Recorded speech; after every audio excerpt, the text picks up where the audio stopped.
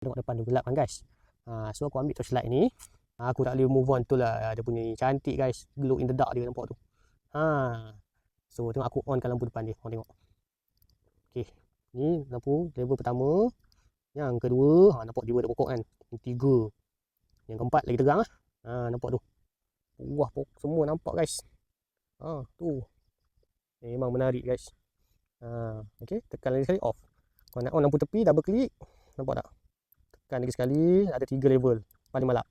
Ni lampu suam pun sama, ada 3 level, paling malap. Nampak? Tekan lagi sekali off ni on dia. Okay. So, nak tutup, korang tekan lambung pun boleh, tekan off. Ataupun korang onkan dia, tekan level ni.